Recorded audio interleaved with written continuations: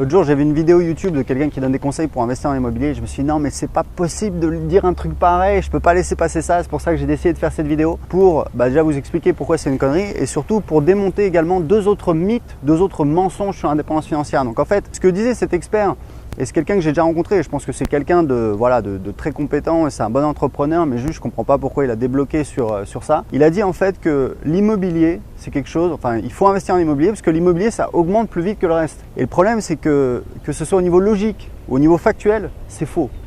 Pourquoi ? Il faut que vous compreniez un truc, c'est qu'en fait sur le marché vous avez des classes d'actifs qui existent, d'accord ? C'est l'argent, l'or, la monnaie papier, voilà, l'argent sur votre compte, l'immobilier, les actions. Après on peut découper les actions européennes, les actions américaines. Et ce qui se passe c'est qu'en fait, oh my god! Évidemment ces classes d'actifs elles fluctuent sur la durée, elles augmentent, elles diminuent. Et ce qui se passe c'est que quand une classe d'actifs elle augmente, elle devient moins intéressante que les autres.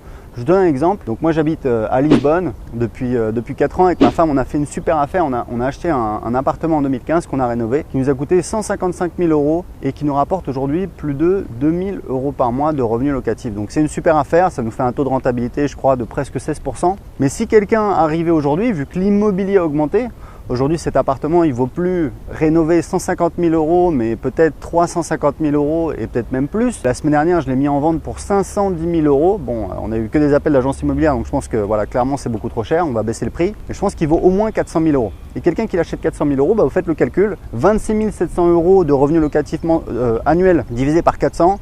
Ça vous fait 26 divisé par 4, ça fait quoi? Ça fait, je sais pas, ça fait du 6-7%, un truc comme ça. Donc ça n'a absolument rien à voir. Donc c'est pour ça, c'est pour vous expliquer que quand la valeur d'une classe d'actifs augmente, elle devient moins rentable, elle devient moins intéressante. Et il faut savoir un truc, c'est que pour gagner de l'argent, il faut acheter bas et vendre haut. Et il faut prendre des choses qui n'ont pas beaucoup augmenté, puisqu'elles ont un potentiel de croissance qui est plus élevé. Alors évidemment, toutes les valeurs ne vont pas augmenter, mais grosso modo, quand vous achetez un truc qui a déjà beaucoup augmenté, il y a un potentiel de croissance qui est pas forcément, qui est forcément moins important. En tout cas, nous, c'est ce qu'on pense pour notre bien, et c'est pour ça qu'aujourd'hui, on veut le mettre en vente parce qu'on veut investir notre argent ailleurs. Donc ça, c'est la première chose. La deuxième chose, c'est au niveau logique, au niveau factuel. Il y a Robert Shiller qui est très connu, je ne sais pas s'il est prix Nobel d'économie, on s'en fout un peu, mais en tout cas il est très connu parce qu'il a écrit un livre qui s'appelle Exubérance irrationnelle, je crois qu'il a publié en 2000. Et c'était à une époque où la bourse américaine avait, il y avait une bulle de la fin des années 90 absolument énorme. Et il a publié son livre pour dire attendez les gars, mais là ça va pas du tout, c'est pas du tout normal. Et quelques mois plus tard, boum, il y a eu le crash, je crois que c'était en juillet 2000. Et toutes les valeurs internet se sont effondrées et toute la bourse américaine a baissé énormément. Et depuis, il a réédité son livre et je l'ai lu et c'est extrêmement intéressant. Et dans son livre, il explique que sur les 100 dernières années, la rentabilité de l'immobilier est inférieure à la rentabilité des actions. Il ne faut pas croire qu'il y a des solutions magiques, que l'immobilier, c'est génial, ça augmente tout le temps.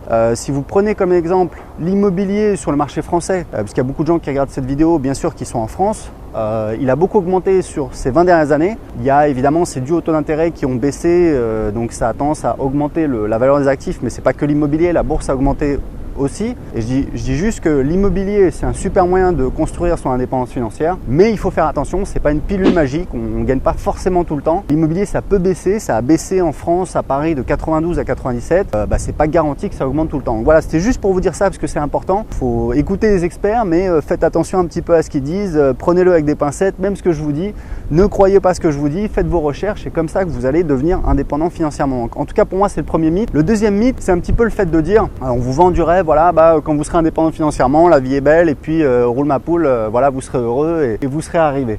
Et en fait, ça ne se passe pas comme ça. Je crois qu'il y a une étude qui montre qu'au-delà de 5 000 € par mois de revenus, le niveau de bonheur n'augmente pas. Et moi, je vais vous dire un truc. Aujourd'hui, je pense que je suis indépendant financièrement parce que pour moi, j'ai pas besoin de chercher du travail. J'ai pas besoin de dépendre de quelqu'un. Je travaille sur ce que je veux, je travaille quand je veux. Et tout ça pour vous dire que je me suis rendu compte que ce qui me rendait vraiment heureux, c'est les trucs qui coûtent pas cher. C'est par exemple passer du temps avec ma famille, c'est cuisiner à la maison, c'est aller se balader en ville, c'est faire une bonne séance de sport. Je veux juste rentrer chez moi. Allez, manque-toi, c'est ta dernière série. T'as déjà dit ça la dernière fois. C'est des trucs qui coûtent pas cher du tout. Acheter une belle voiture, là on est en train d'acheter une Tesla, une voiture à plus de 100 000 €.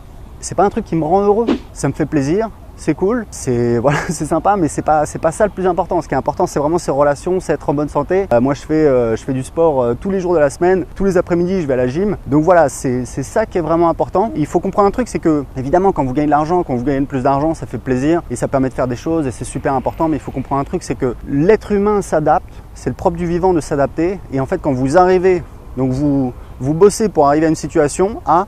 Et quand vous arrivez à cette situation A, vous avez d'autres problèmes, vous avez d'autres défis, vous avez d'autres challenges. Et puis voilà, il faut passer à l'étape suivante. Moi, aujourd'hui, mon business sur Internet, on fait plus de 100 000 € par mois. Et je peux vous dire qu'il y a des jours où je me sens comme une merde parce que on n'a pas les résultats qu'on veut, on galère sur le marché anglais. C'est des nouveaux défis, on y travaille, on va y arriver, on essaye et très souvent on se trompe. Mais en tout cas, c'est comme ça, en n'abandonnant jamais qu'on y arrive. Donc voilà, c'était la deuxième chose. La troisième chose, le troisième mythe sur l'indépendance financière, c'est un petit peu le mythe que quand vous serez indépendant financièrement, vous allez arrêter de travailler.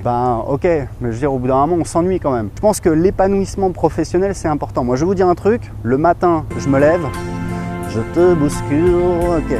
Je me lève et je te bouscule. Je me lève, je prends mon petit déj, je vais au bureau. Pour moi, c'est un plaisir. Le matin, c'est peut-être parce que voilà, j'ai un côté geek, j'en sais rien, mais j'aime être sur mon ordi, j'aime être tranquille sur mon business. Le moment de vérité est arrivé. On va livrer la bataille finale. Tout le monde se connecte. L'après-midi, je vais me balader, je vais au sport, etc. Je fais des trucs moins importants, des appels, des courses, des rendez-vous, des machins. Mais en tout cas, je trouve que vraiment faire un travail qu'on aime, c'est hyper enrichissant. Et franchement, vous regardez les gens qui ont réussi, qui pourraient arrêter de travailler. Je veux dire, prenez Warren Buffett. Warren Buffett, c'est un mec, le matin, il prend son petit-déj à McDo à emporter, il va au bureau et toute la journée, il lit la presse financière parce que c'est son kiff, c'est ce qu'il aime. Vous prenez Jeff Bezos, l'homme le plus riche du monde. Jeff Bezos, moi, je l'ai beaucoup étudié. Je regarde toujours ses interviews. Je suis fasciné par ce qu'il a fait. Je pense que c'est vraiment un visionnaire et quelqu'un de vraiment de très, très brillant. Jeff Bezos, il dit toujours, j'étais en vacances, je suis rentré au boulot, je me suis éclaté. C'est quelqu'un, il aime ce qu'il fait, il s'éclate dans ce qu'il fait, c'est évident, ça se voit.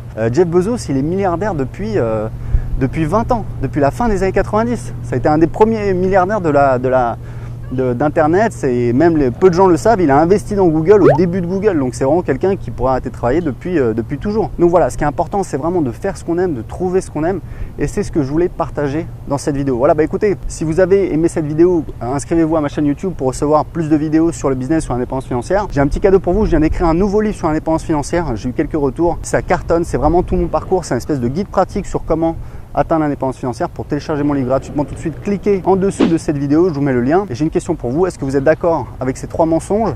Est-ce que vous voyez d'autres mythes sur l'indépendance financière? Répondez à cette question dans les commentaires en dessous de cette vidéo. Je vous dis à bientôt pour une prochaine vidéo. Ciao!